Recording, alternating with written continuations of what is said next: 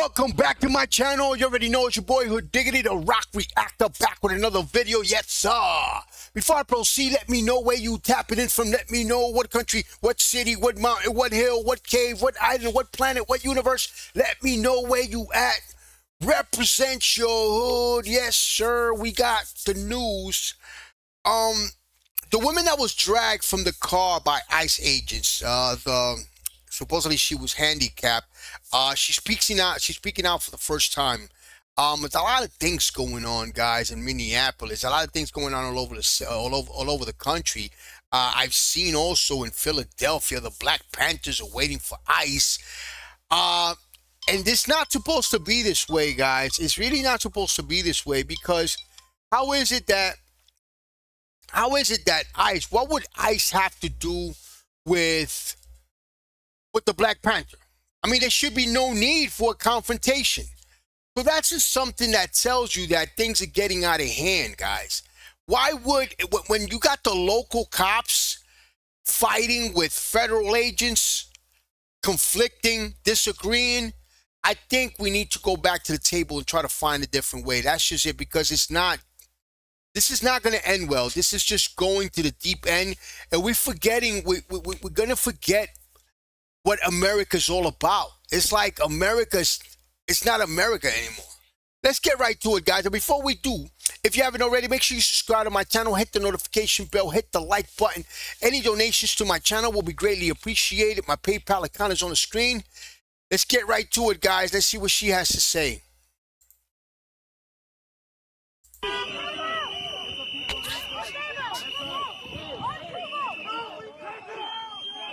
That's crazy, man.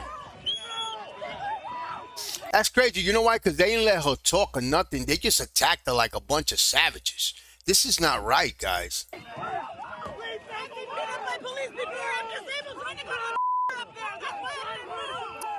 By now, you've probably seen this video from Minneapolis, a woman being dragged from her car while driving through a protest against President Trump's immigration crackdown. She was arrested 2 blocks from where an ICE agent shot and killed Renee Good a week before. You heard her screaming, "I'm disabled," as agents carried her by her arms and her legs from her own car. Tonight, we know her name, Alia Rahman. And in just a minute, you'll hear from her for the first time in an exclusive interview. Alia says she was never part of the protest that day. She was simply just trying to go to her doctor's appointment.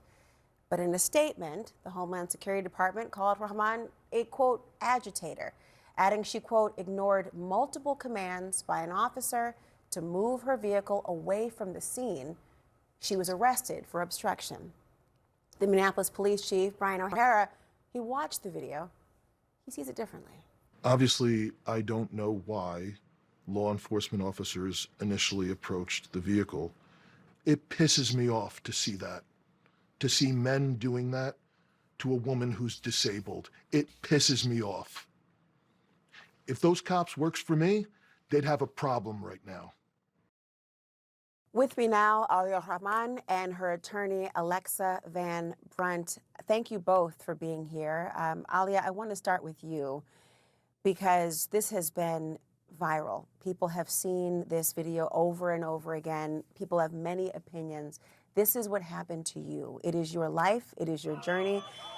But the government, they're calling you an agitator. So can you just help me understand? Walk me through what happened in those moments before these agents dragged you from your car. Yeah, thank you for having me, Laura. And happy birthday, Dr. King.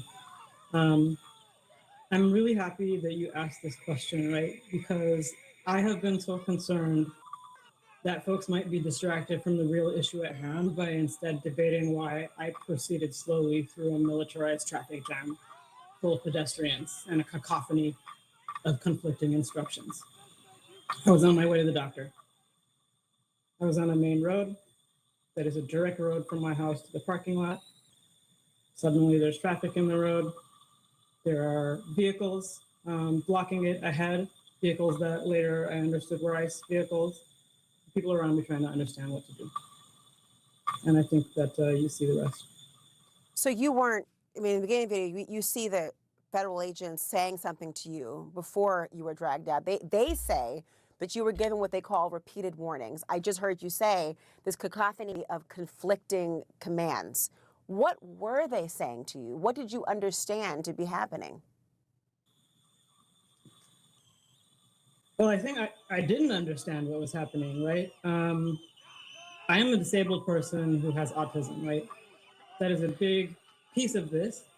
But I think even someone who doesn't have the kind of auditory processing challenges I do would not know what to do with the sentence, move, I will break your effing window.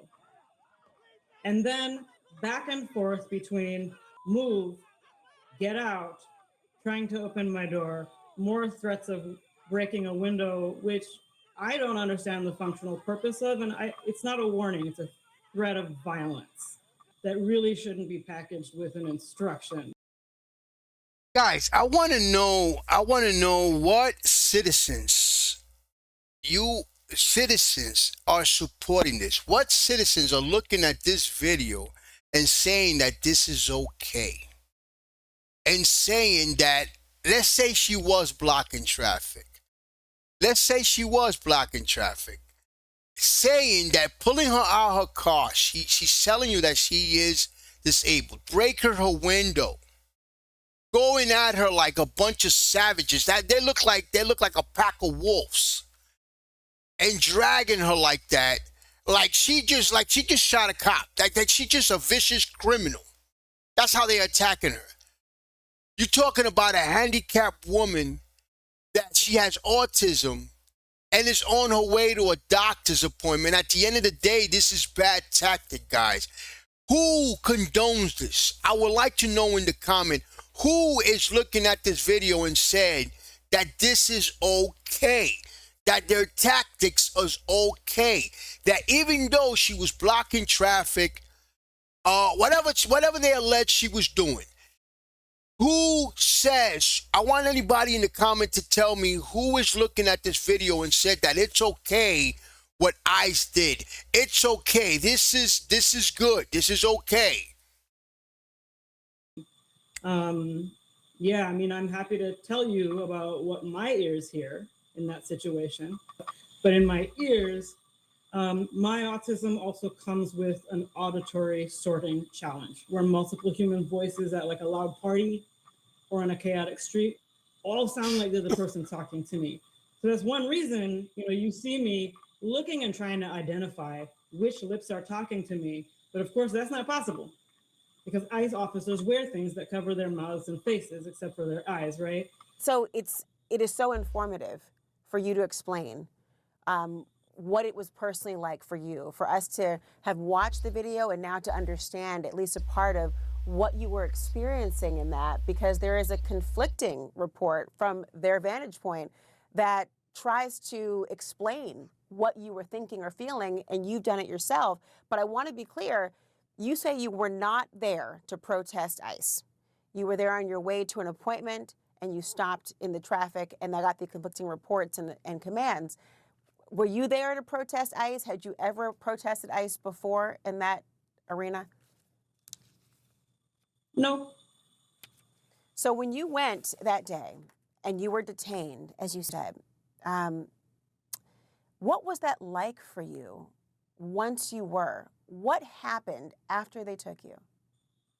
Number one, I experienced a very specific set of dehumanization practices during the 6 stages of detention and processing that I counted before I went unconscious and was taken out in an ambulance.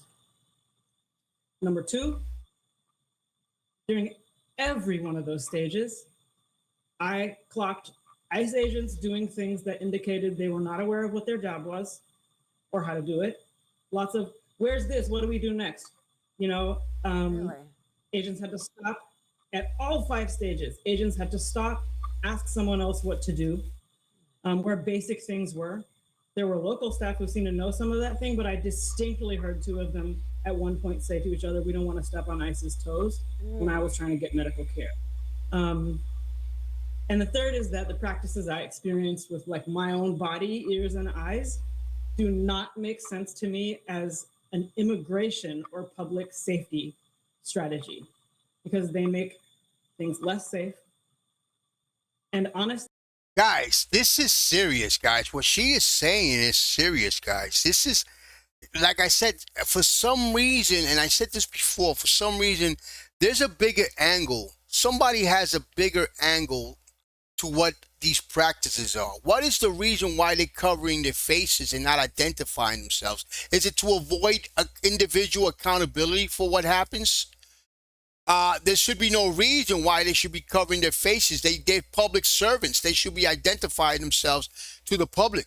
So every time they do this just points to the fact that every time they do something wrong, they beat somebody up, they shoot somebody, they drag somebody in the car, or they do some type of bad practice, which is criminal.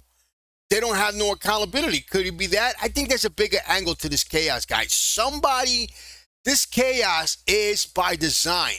Somebody, or a group of people are allowing this to happen because for some reason this is benefiting somebody. I'm going to assume it's in the Trump administration. I was not separated from a citizen of any other country. I think people believe this is just immigrants in there, and it is not. I was told that if I were a normal human, nothing would be a problem. They said that too. We have now heard Wow. Oh, yeah. They told her that if she was a normal human, none of this would be a problem. Wow. Wow, guys. I'm getting Hitler vibes, guys. I swear to God, I'm getting Nazi vibes. Wow. You know, when I asked for disability accommodations, and I said, did anybody bring my cane with me from the car? I need that to walk, not stand, but walk, because my balance is bad. They said, there's no canes here. They stood me up in leg irons and said, walk, push my back. Walk, you can do it. Nobody said, maybe we should find something else. There was no medical screening. I was never once asked for my ID, even told I was under arrest, never charged. Wow. And when I sat there and somebody finally noticed I was not able to balance even sitting. And they said, I think there might've been a wheelchair around here the other day, because I kept asking, can you at least get a wheelchair? People said, I don't even know if we have those. That's not the answer to that question. That's never should be happening. And when they put me in the wheelchair, finally, an officer said, wait, you were driving, right? So your legs do work. What? You know, I refrain from saying, I refrain from saying, hey, have you ever seen a handicap parking spot, sir? What? But the thing is, right, people are going to say, well, none of that stuff is illegal. It's just mean. But I have read too many books to think that things are okay when this level of dehumanization is happening, because it means officers are probably trying to get through their day when they have been given orders that are not righteous, and they are to hurt people. Alexa, I have to ask you, and Ali, I have to forgive me. My own sister is mobility impaired, and she drives with the assistance. Had to accommodate and adapt her car so many different times to be able to still function and live in the standard that she wants to. I get emotional thinking about it, but my blood is boiling thinking about that experience. So can you just describe from the... You know what's crazy, guys? This is America we're talking about, guys. I want to hear your comments. I want you guys to comment on what this lady is saying on this, whether you're against it. Let's say you condone ICE's action, you condone this action. Is this America? Is this okay? You're talking about immigration officers that are supposed to be there to deport or detain illegal immigrants. This is what they're doing. This is a waste of resources. This is chaos, unnecessary chaos. This is heartless. This is un-American. Legal perspective of it. Yeah. She was detained. The DHS said that she was arrested for obstruction. Yeah. Are you aware if she is facing any charges? I have to, for a second, compartmentalize the dehumanization just to get through the question. You have to forgive me. Have you heard that she is Of facing any course. charges?